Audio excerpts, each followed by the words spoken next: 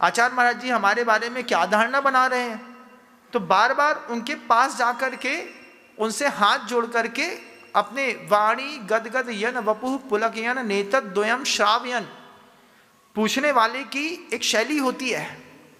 वाणी गदगद यन, वाणी में गदगद पना, वपुः पुलकयन, शरीर में रोमांच खड़ा हो जाना, जैसे ठंडी में ठंडे पानी का हाथ लगा दो तो रोम खड़े हो जाते हैं, ऐसे शरीर का रोम खड़ा हो जाए, वाणी कुछ अवरुद्ध हो जाए, नेतद्वयम् श्रावयन्, दोनों आंखों से थोड़ा जल बह जाए। फिर गुरु के पास भक्ति के साथ बैठ करके पूछता था गुरु जी से, आप मुझसे संतुष्ट तो हैं, मैं कुछ ऐसा तो नहीं कर रहा जिससे आपको संतुष्टि हो। तो आचार्य से हाँ ठीक है, सब बढ़िया है, अच्छा, इतना जब बस वो बोल देते थे सब बढ़िया है, अच्छा है, ठीक है, कोई विकल्प नहीं है, इतने में लगता था कि सारे अपराध माफ हो गए। और उसमें भी अगर गुरुवर को कभी कुछ कहना रहा तो गुरुवर कह भी देते थे। आचार्य से कहते थे आप लोग इस तरीके का व्यवहार करते हैं, ये ठीक नहीं है। हाँ गुरुदेव, आपने संकेत दे दिया है, अब हम सुधार लेते हैं। कुछ बोलो तो आप बोलो और हम सुधारेंगे, हमारी जवाबदारी है। ये जैसे ही गुरुवर ने कोई संकेत दिया तो खुद के साथ भी और कुछ साधर्मियों को भी बता दिया, ये 3-4 लोगों को इस बात की जानकारी होना चाहिए, आप ध्यान रखिएगा। जी गुरुदेव, कम से कम पता तो चला कि महाराज के, आचार्य महाराज के मन में हमको लेकर के कोई विकल्प है, पता तो चला। तो बार बार आचार्यों के पास जा करके जब मिले, उनके पास जा करके भक्ति के पास बैठ करके हाथ जोड़ करके पूछना होता है, आप मुझसे संतुष्ट तो है? हाँ मैं आपसे संतुष्ट हूँ। इतने में निर्विकल्पता शिष्य को भी बढ़ती है, साधु को भी लगता है कि ये शिष्य जो है अभी भी हमारे इस वृक्ष से रस ले रहा है। ऐसा नहीं कि डगाल में टंगा तो है लेकिन रस लेना बंद कर दिया। परिवार में कई बच्चे ऐसे होते हैं ना, परिवार में रहते तो हैं लेकिन परिवार से रस नहीं लेते, उनकी अलग ही जिंदगी चलती है। घर में कैसे हैं हम, मुसाफिर जैसे हैं, जब मर्जी होगी आएगी, जब मर्जी होंगे चले जाएंगे। खाना खाना है, नहीं खाना, अब दोबारा नहीं पूछा जाएगा आपसे खाना खाना है कि नहीं खाना। क्यों भैया, उसका कोई भरोसा नहीं, वो मौड़ा बिल्कुल अजब है, कहाँ खाएगा, क्या करेगा, क्या रहेगा, घर वालों को ही नहीं पता। रहते घर में है, घर वालों को पता नहीं क्या हुआ, घर में रहता तो है लेकिन घर से रस नहीं ले रहा, संग में रहता है लेकिन संग से रस नहीं ले रहा। संग में जाकर के आचार्य महाराज की सेवा करके उसका रस निकालता है, तो रस ना निकाल करके बचने का अगर प्रयास करता है, छिपने वाले कभी छिप नहीं सकते, आज नहीं तो कल आपको सामने फेस करना पड़ेगा। हम लोग हमेशा एक दूसरे से कहते थे आचार्य से डरने से अच्छा है आचार्य का सामना कर लेना। सामना करने पर 1 बार 2 बार 4 बार आदत पड़ जाएगी तुमको भी और उनको भी कि ये मट्ठर है, ये गलती करेगा, खुद आकर के सामने आकर के बोल देगा। तो इस तरीके से जब आप गुरु के सामने जाकर के खड़े हो जाएं, उनसे पूछ लें, वे संतुष्ट हैं तो तीर्थंकर संतुष्ट हैं। क्यों? क्योंकि आचार्यों को कहा है तीर्थैरा समासूरी, आचार्य तीर्थंकर के बराबर होते हैं, लेकिन बशर्ते वो आचार्य हो। फूल फलों से जो लदे घनी छाम के वृक्ष, शरणागत को शरण दे श्रमणों के अध्यक्ष।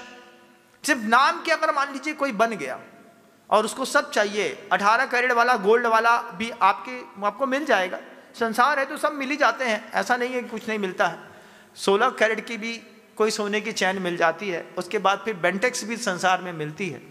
लेकिन अगर आपने 24 कैरेट 22 कैरेट देखा हो और फिर आप उसके साथ रहे हो, तो 22-24 कैरेट के साथ रह करके अपने आप को भी 22 कैरेट और 24 कैरेट बनाने की कोशिश करिएगा, तब जीवन की सार्थकता होती है। ये क्या है महाराज? मल्टी डायमेंशनल फेस है, व्यवहार धर्म है, जिसके बिना निश्चय धर्म की प्राप्ति नहीं होती। इस व्यवहार धर्म के बिना भी निश्चय धर्म की प्राप्ति नहीं होती।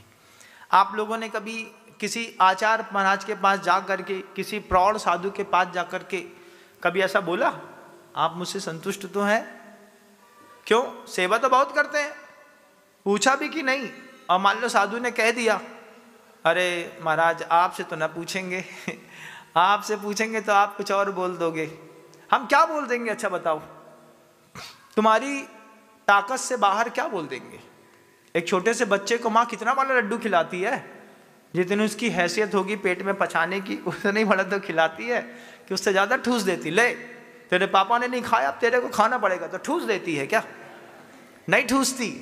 वो जानती है हमारा बच्चा है, हमारा बच्चा है, इतना ही खा पाएगा, इससे ज़्यादा नहीं खा पाएगा। जितना खा पाएगा कम से कम उतना तो खा ले, उतना भी नहीं खाना है, तुम्हारे हाथ से नहीं खाना है। हमारे हाथ से नहीं खाओगे तो रोगे, तुम बात को ध्यान रखियो।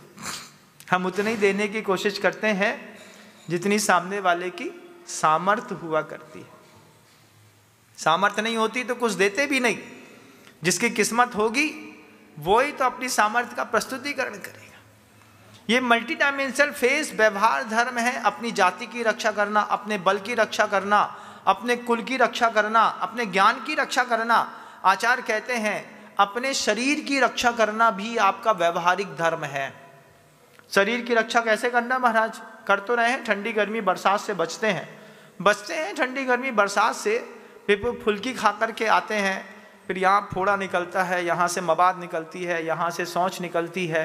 जब अपना ही शरीर अपने बस में नहीं रहता तो फिर पूछा जाता है कहाँ से लाए ये बीमारियाँ?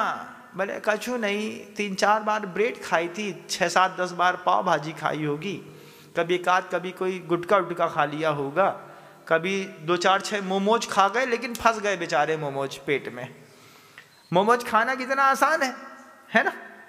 उठाया 80 रुपए की पेट में, मुंह में डाला, पेट में चला गया। अब पेट से महाराज क्या हुआ? अब महाराज वो निकल नहीं रहा। अब नहीं निकल रहा तो क्या करें? क्या आप ही बताओ महाराज क्या करें?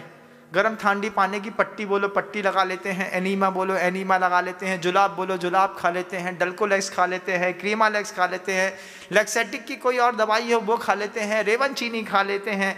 आप बोलो तो हम इसबगोल की भूसी खा लेते हैं, हर्र खा लेते हैं, तिफला खा लेते हैं। बताओ क्या खा लें? लेकिन जो खा लिया है वो अब निकलेगा कैसे? अब कैसे निकलेगा? उसके लिए छिन्ना भिन्न भिन्ना क्या 12 टाँके लगेंगे। धीरे से आदमी अंदर की सफाई करके तुम्हारे वो 4-6 मोमोज अगर गलती से तुम्हारे पेट में फंस गए तो फिर नहीं निकले तो रसगुल्ला खाने में तो बहुत अच्छा है। भगवान से प्रार्थना करो जितनी सहजता में जा रहा है उतनी सहजता में निकल भी जाए, नहीं तो फंस जाने पर बड़ी दिक्कत है। कुछ लोगों को 2-2, 3-3 दिन में मोशन होते हैं। ऐसा नहीं कि सब कोई सुबह शाम चले जाते हों। आज खाया था परसों जाएंगे, कल का क्या हुआ पता नहीं महाराज, क्या है ये गड़बड़ होता रहता है। ऐसा कैसा गड़बड़ होता रहता है? अब तुम आलू दम खाओगे, पनीर टिक्का खाओगे, लूसा खाटू पापड़ खाओगे, फंस जाए तो गड़बड़ है। अभी तुमको कहें कि गरम गरम लौकी खानी है आधा किलो रोज सुबह सुबह, आते बिल्कुल 20 दिन में आंतों का कल्प हो जाता है। जज नहीं दोस्तों, अगर आपको मेरी वीडियो अच्छी लगती है तो प्लीज़ मेरे चैनल को लाइक शेयर सब्सक्राइब करिए और इसी तरह से अपना प्यार देते रहिए। धन्यवाद।